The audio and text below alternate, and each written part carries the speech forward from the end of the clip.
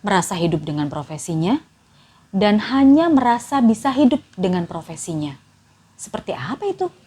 Nggak jarang akhirnya balik juga masuk lagi ke radio, masuk lagi ke radio, masuk lagi ke radio, masuk lagi ke radio. Ya contohnya saya lagi bokeh, lagi sedih, lagi marah ya, lagi nggak mood siaran.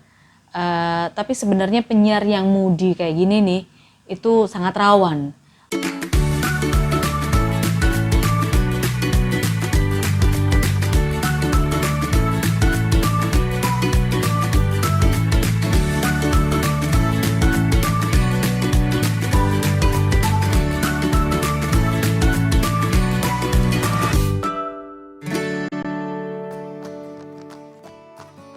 Halo sahabat Emma, kita kembali lagi berbagi tentang dunia broadcast, dunia siaran yang sudah saya tekuni beberapa tahun ini. Dan sekali lagi saya bukan praktisi, saya bukan konsultan radio, saya bukan coach. Saya hanya orang yang aktif di radio selama beberapa tahun dan pengen share apa yang saya tahu untuk kalian khususnya penyiar pemula. Baiklah. Di video-video sebelumnya saya sudah membahas tentang how to be a professional announcer. Yang ini, udah nonton belum? Kalau udah nonton berarti tepat, ini sambungannya.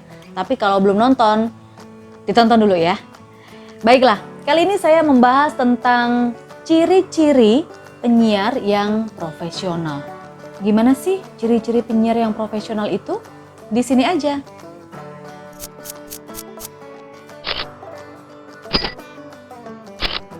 Ya, sahabat Emma, ciri-ciri penyiar yang profesional itu adalah punya komitmen pada profesinya.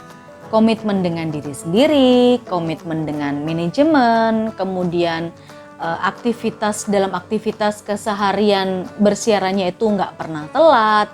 Dia selalu mempersiapkan materinya sebelum siaran, materi apapun ya. Materi siaran, kemudian dia harus putar jingle apa, dia harus putar konten apa, dia harus baca iklan apa, muter iklan yang seperti apa. Dia ini selalu menampilkan siaran terbaiknya setiap hari. Selalu belajar hal-hal baru yang bisa menunjang siarannya setiap hari. Nah, itu adalah satu ciri-ciri penyiar yang profesional. Kemudian ada ciri-ciri penyiar yang profesional kedua. Yang berikutnya adalah punya integritas pada profesinya. Nah, integritas itu yang seperti apa? Dia ini dikatakan selalu bangga ya dengan profesinya itu. Dia percaya diri banget. Saat disejajarkan dengan profesi lain misalnya, dia itu bisa mempresentasikan kalau profesi penyiar itu menyenangkan. Jadi dia selalu bangga dengan profesinya sebagai seorang penyiar, bahkan dia nggak minder ketika disejajarkan dengan profesi lain misalnya seperti itu. Nah, itu adalah salah satu ciri-ciri penyiar yang profesional, punya integritas atau kebanggaan terhadap profesinya. Ciri-ciri penyiar yang profesional yang lain adalah mampu mengendalikan diri dalam berbagai hal. Nah, ini juga penting. Misalnya saja mengendalikan diri saat dikritik, berarti dia nggak emosi dong, dia nggak sakit hati dong, no hard feeling dong. Saat dievaluasi, saat siaran, itu pun juga hati-hati karena banyak nih penyiar yang mendapatkan kritik dari pendengarnya misalnya, itu juga kadang-kadang terluapkan atau tergambar secara eksplisit di saat on air gitu bahwa dia nggak suka dikritik. Nah, ini berarti bukan profesional nih penyiar kayak gitu nih. Ciri-ciri penyiar yang profesional adalah yang mampu mengendalikan diri dalam berbagai situasi. Ciri-ciri penyiar profesional yang lain adalah mampu mempertahankan air personality dalam kondisi apapun. Lagi bokeh, lagi sedih, lagi marah ya, lagi nggak mood siaran. Tapi sebenarnya penyiar yang moody kayak gini nih itu sangat rawan. Karena bisa cenderung dia akan mengarah ke penyiar yang tidak profesional. Jadi sebaiknya ketika ingin disebut sebagai penyiar yang profesional, mesti memiliki ciri-ciri tidak moody. Jadi selalu semangat deh siarannya, selalu bisa memberikan inspirasi kepada pendengarnya, selalu memberikan siaran yang terbaiknya. Jangan sampai ketahuan lah kalau lagi bokeh, lagi sedih, habis diputusin pacar, lagi bad mood, jangan sampai ketahuan di on air.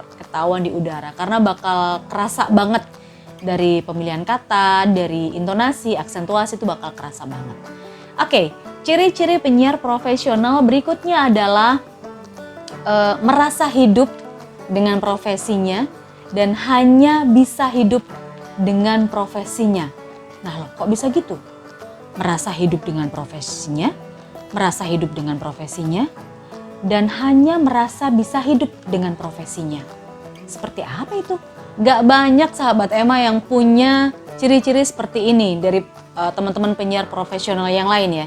Beberapa penyiar bahkan gak banyak teman-teman yang bisa menunjukkan profesionalitas sampai di taraf ini, yaitu merasa hidup dengan profesinya dan hanya hidup dengan profesinya.